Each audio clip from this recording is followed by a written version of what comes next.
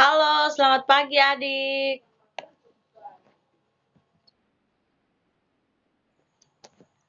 Apa kabar kamu hari ini?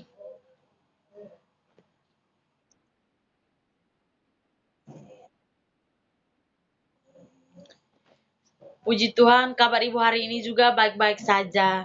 Oh iya adik, melihat situasi kita sekarang ini lagi di saat pandemi COVID-19 seperti ini, ibu berharap adik mengikuti protokol kesehatan supaya demi terhindar dari COVID-19 ini. Karena yang kita tahu di negara kita ini, terkhususnya kita di Kupang sini, yang warga masyarakat sudah begitu banyak, sudah terlalu banyak lah yang terinfeksi penyakit COVID-19 ini. Penyakit ini bukan penyakit biasa, penyakit ini penyakit mematikan. Jadi ibu berharap adik mengikuti protokol kesehatan ya.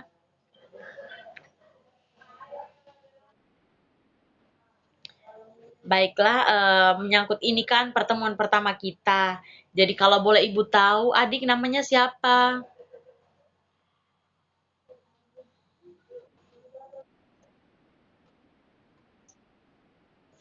Oh, Cornelio Ursula Siba. Adik SMP kelas berapa ya kalau boleh tahu?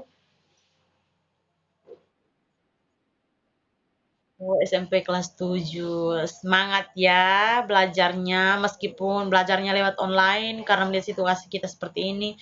Adik harus tetap semangat, optimis ya.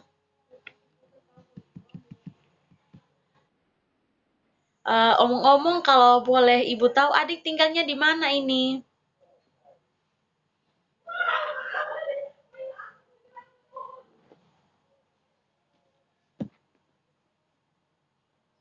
Halo, adik tinggal adik tinggalnya di mana? Oh, di kos atau di rumah? Oh, baiklah kalau begitu. Jadi adik, namanya adik.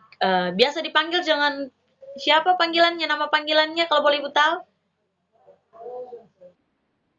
Oh, adik Lia, kelas 7 SMP ya.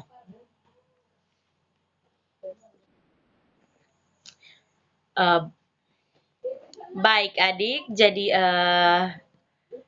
sebelumnya ya ibu mau tanya dulu. Ini informasi ini ibu dapat dari guru matematika dengan IPA.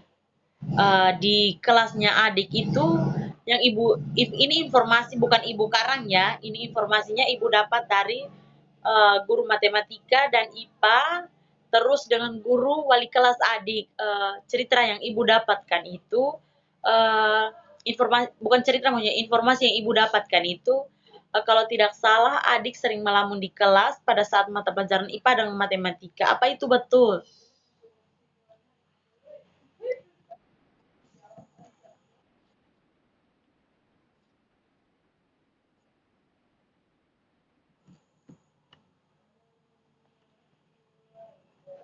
Baiklah adik, jadi sebelum adik menceritakan lebih lanjut masalah yang adik alami, ibu mau memberitahukan beberapa hal mengenai kegiatan kita ini dan kita akan menyepakati waktu pertemuan kita selanjutnya. Jadi yang pertama, ibu akan menjelaskan sedikit tentang peran ibu sebagai konselor dan peran adik sebagai konseli. Jadi begini adik, peran ibu di sini sebagai konselor, ibu hanya memfasilitasi saja. Ibu tidak memberikan solusi atas masalah yang adik alami. Terus, peran adik di sini sebagai konseli, adik menemukan sendiri solusi atas masalah yang telah adik alami. Sudah bisa dipahami adik? Baiklah, kalau begitu ibu lanjut ya. Nah, baik. Terus yang berikut itu, tadi kan Ibu sudah jelaskan tentang peran konselor dan konseli. Terus yang berikut, di dalam proses konseling ini juga ada beberapa asas yang kita pegang teguh. Yang pertama, asas kesukarelaan. Jadi, pertemuan kita ini juga berdasarkan kesukarelaan dari adik, untuk menceritakan masalahnya ke ibu tanpa adanya paksaan dari ibu atau ada dari pihak lain. Betul begitu kan? Atau ada paksaan dari pihak lain?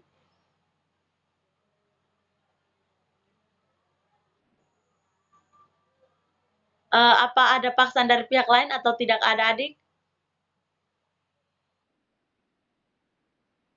Baiklah, baik. Terus yang kedua, asas kerahasiaan. Ini asas yang sangat dipegang teguh oleh konselor. Ibu di sini kan selaku konselor, jadi ini asas yang sangat dipegang teguh sebagai seorang konselor. Yang berikut ada yang ibu maksudkan tadi adalah asas kerahasiaan. Nah, asas kerahasiaan ini jadi masalah yang diceritakan adik kepada ibu itu sebatas adik dan ibu saja yang mengetahui masalah tersebut. Jadi adik tidak perlu takut untuk menceritakan masalah yang adik alami.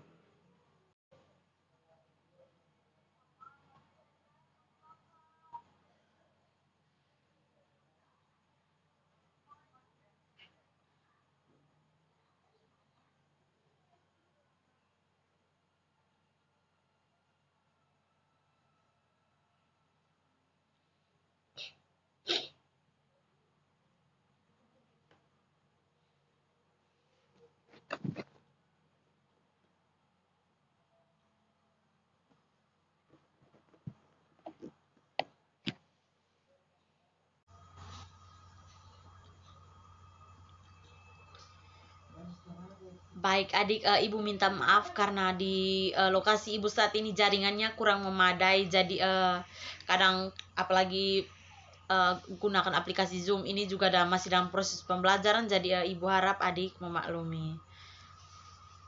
Ibu lanjut ya. Jadi asas yang kedua tadi adalah asas kerahasiaan. Jadi apapun yang akan diceritakan oleh adik itu sebatas ibu dan adik saja yang mengetahui. Di luar dari ibu dan adik-adik, orang lain tidak akan mengetahui apa yang telah adik ceritakan kepada ibu. Dan ibu berjanji tidak akan menceritakan masalah yang adik alami itu kepada orang lain. Nah, terus yang ketiga, yang terakhir adalah asas keterbukaan. Adik dengan terbuka saja menceritakan masalah yang adik alami. Nah, terus yang berikut mengenai kesepakatan waktu kita. Nah, ini kan pertemuan pertama kita. Pertemuan kita ini tidak berakhir hari ini saja, tidak hanya satu kali. Pertemuan kita ini pasti berlanjut. Nanti pertemuan kita kali berikutnya itu ibu punya waktu kosong hari Sabtu sama hari Jumat sama hari Sabtu. Kira-kira bagaimana dengan adik? Ibu, hari Jumat saya ada kegiatan Ibu, ada bimbel Ibu. Baiklah, karena hari Jumat adik ada kegiatan bimbingan belajar. Jadi ibu rasa waktunya kita putuskan hari Sabtu jam yang sama seperti ini menggunakan aplikasi Zoom lagi ya. Bisa? Bisa Ibu. Baiklah adik, karena tadi kita sudah membuat ibu sudah menjelaskan tentang peran ibu sebagai konselor dan peran adik sebagai konseli. Terus ibu juga sudah menjelaskan mengenai asas-asas dalam proses konseling ini. Terus ibu juga kita juga sudah membuat kesepakatan waktu mengenai pertemuan kita selanjutnya. Baiklah adik, sekarang kalau bisa adik ceritakan kembali masalah yang telah adik alami tadi. Begini Ibu, saya tuh suka melamun di kelas pada saat mata pelajaran IPA dan matematika Ibu. Oh, jadi permasalahan kamu di sini itu sering melamun di kelas pada saat mata pelajaran IPA dan matematika ya? Ya betul Ibu. Kalau boleh tahu, apakah ada faktor lain yang membuat adik sehingga adik melamun di kelas pada saat mata pelajaran IPA dan matematika? Ada Ibu, saya tuh Ibu malam tuh suka ini main game Ibu. Makanya saya bangun pagi itu kesiangan Ibu. Terus saya terganggu konsentrasi saya Ibu pada saat mengikuti mata pelajaran IPA dan matematika itu. Itu membuat saya bosan sekali Ibu. Oh, jadi begitu ya. Kamu sering melamun di kelas itu karena bosan dengan mata pelajaran IPA dan matematika, dan konsentrasi kamu terganggu. Baiklah, Ibu memahami apa yang kamu alami saat ini. Kalau boleh tahu, kira-kira karena adik tadi kan menceritakan ke ibu bahwa adik sering melamun pada saat mata pelajaran IPA dan matematika. Jadi kalau boleh ibu tahu, kira-kira nilai IPA dengan matematika adik bagaimana? Apakah nilainya menurun atau bagaimana? Coba ceritakan ke ibu. Nilai IPA dan matematika saya itu Ibu menurun jauh sekali Ibu. Biasanya saya dapat nilai 90, turunnya 70 begitu Ibu. Baiklah, karena itu kan dampak dari adik melamun, makanya nilainya menurun. Kira-kira adik merasa bagaimana? Maksudnya adik rasa atau tidak ketika sering melamun di kelas pada saat mata pelajaran IPA dan matematika dengan dampak terhadap nilainya adik rasa atau tidak? Adik mungkin berpikir bahwa ini mungkin karena saya melamun makanya nilai saya menurun. Seperti itu atau tidak? Tidak Ibu. Oh, adik tidak merasa. Jadi kalau setelah melihat nilai matematika dan IPA adik yang menurun drastis seperti itu, bagaimana perasaan adik? Apakah ada rasa kecewa atau menyesal atau bagaimana? Coba ceritakan. Saya merasa kecewa Ibu, merasa kecewa dan merasa prihatin juga dengan saya punya nilai Ibu. Mungkin karena saya sering malam main game, makanya nilai matematika dan IPA saya itu menurun Ibu. Baiklah, ibu turut merasakan apa yang kamu rasakan.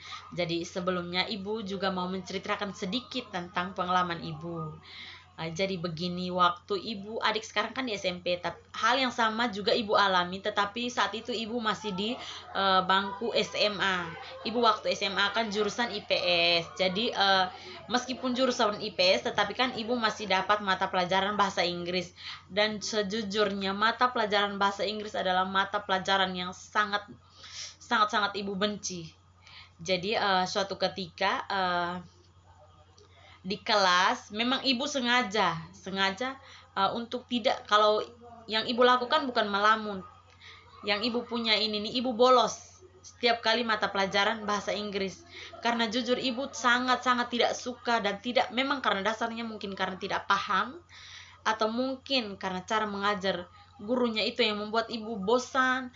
Cara mengajarnya begitu saja, cuman tiap kali pertemuan suruh ibu mereka, kamu baca dari sini sampai halaman ini, nanti kerja soalnya halaman ini. Setiap kali pertemuan seperti itu, jadi ibu merasa dari dasarnya sudah tidak suka bahasa Inggris dan tidak niat untuk cari tahu, dan cara mengajar gurunya seperti itu. Ibu akhirnya bosan, memang jujur ibu bosan sekali dengan mata pelajaran bahasa Inggris. Dan setiap kali mata pelajaran bahasa Inggris ibu selalu bolos. Setiap kali jam bahasa Inggris ibu alasannya ke kamar mandi. Dan akhirnya yang sebenarnya ibu bukan ke kamar mandi, tapi duduk di kantin, duduk makan di kantin, nongkrong dengan teman-teman dari kelas lain yang ibu mereka sama-sama bolos dan pesiar di luar. Jadi seperti itu. Nah, dari perbuatan ibu itu yang sering bolos saat mata pelajaran bahasa Inggris tersebut, akhirnya nilai bahasa Inggris ibu memang awalnya nilainya bukan di atas rata-rata, tapi ya nilainya lumayan lah, nilainya sangat tidak memuaskan sih, tetapi kalau menurut ibu ya itu memuaskan karena nilainya ibu dapat 75. Bahasa Inggris selalu nilai bahasa Inggrisnya 75, kalau tidak 60, 75, 60 begitu. Tetapi karena ibu sering bolos kan, penilaian dari guru-guru itu kan dari absen juga, terus keaktifan kita di kelas, terus nilai ujian, nilai ulangan kita, nilai tugas kita. Sedangkan ibu tidak, setiap kali mata pelajaran bahasa Inggris ibu bolos, ujian ikut, ulangan ikut, tapi nilai tugas ibu tidak pernah dapat karena ibu tidak pernah mengerjakan tugas bahasa Inggris. Akhirnya apa? Nilai ibu dari yang hanya 60 75 akhirnya menurun menjadi 50 sampai ke 30. Jujur ibu malu sekali waktu itu tuh. Jadi karena melihat nilai ibu seperti itu, akhirnya guru wali kelas ibu panggil ibu menghadap ke ruangan wali kelas. Akhirnya guru wali kelas menanyakan ke ibu, kira-kira apa yang buat kamu sering bolos ketika mata pelajaran. Tidak, awalnya ibu tanya kenapa absensi kamu banyak sekali. Kamu kemana saat mata pelajaran bahasa Inggris? Jadi ibu jujur, ibu bilang, saat mata pelajaran bahasa Inggris itu saya bolos ibu. Jadi guru walinya saya tanya, kira-kira apa yang buat kamu sehingga kamu sering bolos ketika mata pelajaran bahasa Inggris? Jadi ibu jujur saja. Yang pertama, ibu memang tidak pernah paham. Saya tidak pernah paham dengan mata pelajaran bahasa Inggris. Terus yang kedua, cara mengajar gurunya itu membosankan karena setiap kali masuk suruhnya harus hanya baca dari sini sampai sini, kerja tugas halaman ini. Jadi itu menurut saya membosankan. Akhirnya guru BK lagi, guru wali kelas ibu ini memberikan solusi kepada ibu supaya bagaimana supaya nilai ibu tadi, karena kan mau mendekat ujian, ibu takutnya nanti nilai bahasa Inggrisnya tidak tuntas dan nanti ulang lagi, kan malu dengan teman-teman lain. Jadi ini guru wali kelas tanya ke ibu begini, tanyanya, kira-kira apa yang ini apa mau kamu lakukan sehingga kamu ini apa nilai kamu bisa tuntas supaya tidak ulang lagi mata pelajaran itu. Jadi saya jawab, ibu saya bingung, saya tidak tahu caranya bagaimana. Terus saya ditanya lagi, bagaimana perasaan kamu ketika kamu lihat nilai bahasa Inggris kamu yang awalnya ya bisa dibilang kalau menurut otak-otak kayak kamu ini bisa dibilang pas lah 75.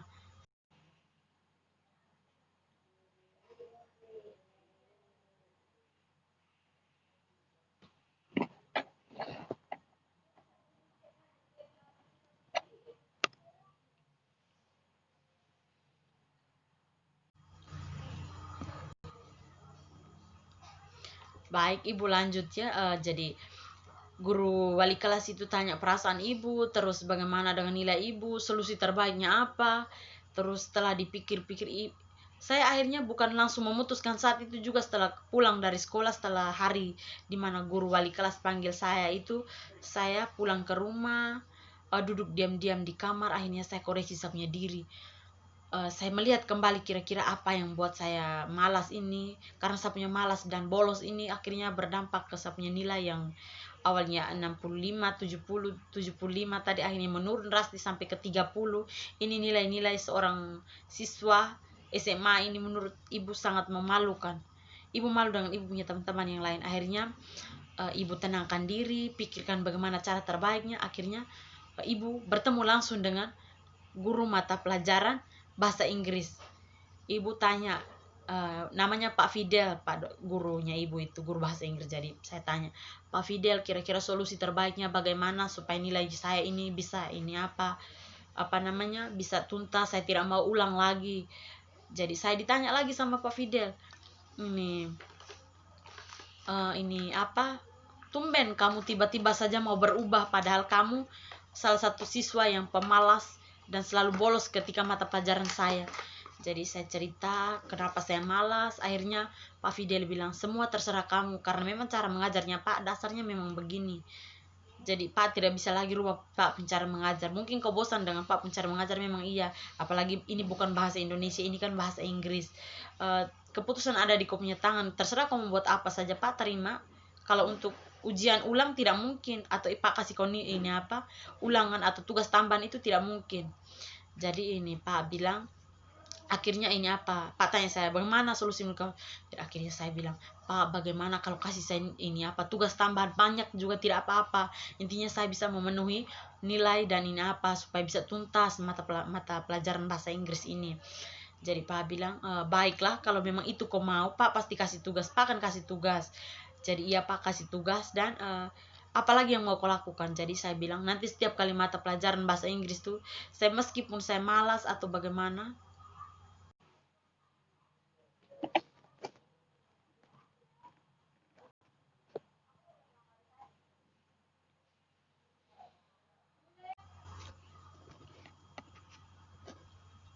Baik, kita lanjut. Jadi meskipun bagaimanapun ini apa, saya akan meskipun saya tidak suka dengan Pak cara mengajar yang begitu membosankan, saya akan berusaha untuk tetap ada di kelas untuk mengikuti mata pelajaran bahasa Inggris tersebut. Jadi akhirnya setelah meskipun bosan, tapi karena ibu takut dengan nilai ibu yang turun drastis dan takut nanti program nanti mengulang lagi mata pelajaran itu. Akhirnya apa ibu lakukan saja apa yang Pak suruh dengan memberikan tugas tambahan, mengerjakan tugas yang begitu banyak yang Pak berikan. Itu bahasa Inggris yang memang betul-betul buta, itu terpaksa, dengan terpaksa, tapi mau bagaimana, kita sebagai siswa konsekuensinya ya seperti itu, harus supaya nilai kita tuntas dan tidak mengulang lagi mata pelajaran itu, ya kita harus ikuti apa yang mereka berikan. Jadi ibu dengan berat hati sih sebenarnya kerja semua tugas bahasa Inggris itu, disuruh ringkas, ibu ringkas akhirnya. Dan setiap kali mata pelajaran bahasa Inggris itu ibu tidak pernah bolos lagi. Akhirnya apa? Nilai ibu yang turun drastis itu akhirnya pas ujian, syukur puji Tuhan nilai ibu tuntas dan ibu tidak ulang lagi mata pelajaran bahasa Inggris. Kurang lebih seperti itu cerita ibu, pengalaman yang pernah ibu alami. Baik, dengarkah tidak tadi ibu cerita panjang lebar itu? Dengar ibu. Baiklah, dari pengalaman yang sudah ibu ceritakan tadi itu, kira-kira bagaimana menurut adik,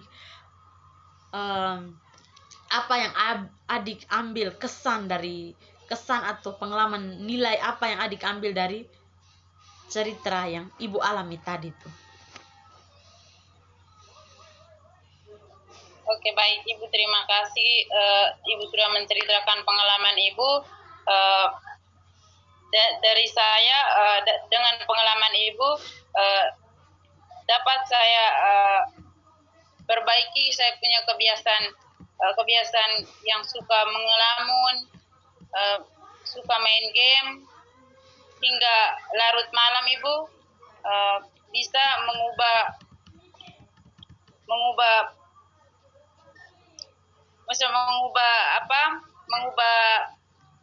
kebiasaan saya yang buruk ibu, supaya saya lebih rajin lagi, lebih fokus untuk belajar ibu. Baiklah, dari pernyataan kamu tadi sepertinya kamu ingin berubah ke arah yang lebih baik ya? Ya betul ibu. Baiklah, ibu senang karena dari cerita ibu, adik bisa mengambil hikmah dari cerita dan pengalaman buruk yang pernah ibu alami. Baik adik, jadi kira-kira setelah selesai mengikuti kegiatan ini, bagaimana, apa rencana yang akan adik lakukan untuk merubah kebiasaan yang sering melamun di kelas itu dan yang berdampak pada nilai matematika dan bahasa Inggris, matematika dan IPA adik tadi masalahnya? Iya ibu. Nah, dari nilai matematika dan IPA adik yang menurun itu, kira-kira apa yang mau adik lakukan supaya nilainya tidak menurun lagi? Oke, baik ibu.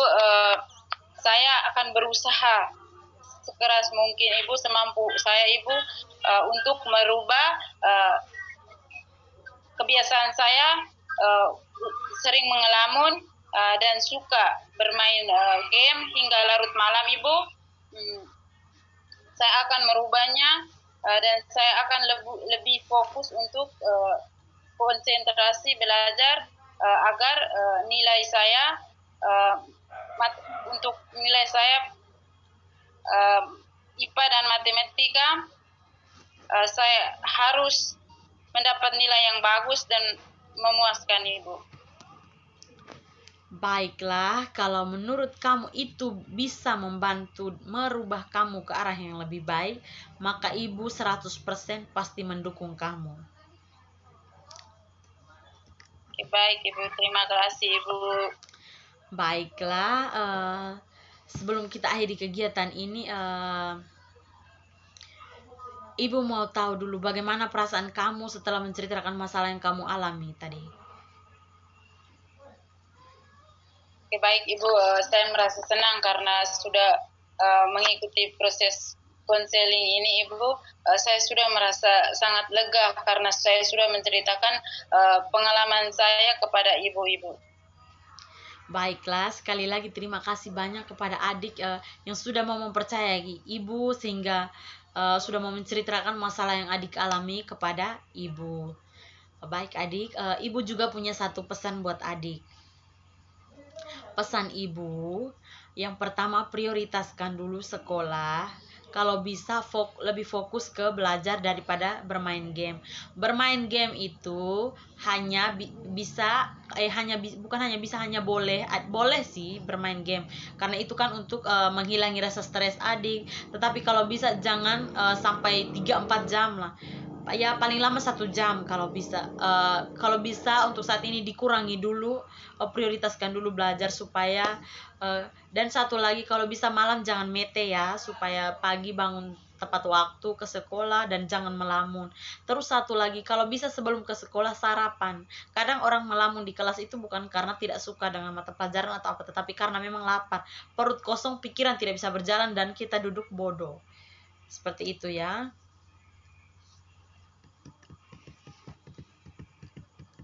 Bisa dengar suara ibu?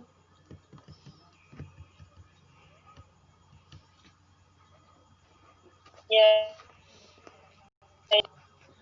Baiklah, berhubung waktu kita sekarang sudah menunjukkan pukul 10 tepat, maka Ibu rasa kita akhiri saja dulu Bisa, Ibu. pertemuan kita hari ini ya. Nanti kita akan bertemu lagi minggu depan sesuai kesepakatan kita hari Sabtu via aplikasi pada jam yang sama ya. Ya nanti Ibu kirimkan linknya.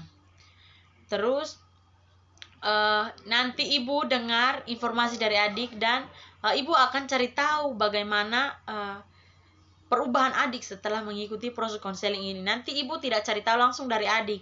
Ibu akan cari tahu dari wali kelas, guru matematika, guru mata pelajaran matematika, dan guru mata pelajaran IPA. Kira-kira bagaimana perkembangan adik setelah kegiatan kita hari ini. Semoga semuanya berjalan lancar sesuai dengan apa yang adik rencanakan ya. Baik, Ibu. Baiklah, karena waktu kita sudah tepat pukul 10, kita akhiri saja dulu pertemuan kita ini. Kita akan bertemu lagi minggu depan ya. Terima kasih. Selamat pagi. Selamat pagi, Ibu. Dah. Dadah, Ibu.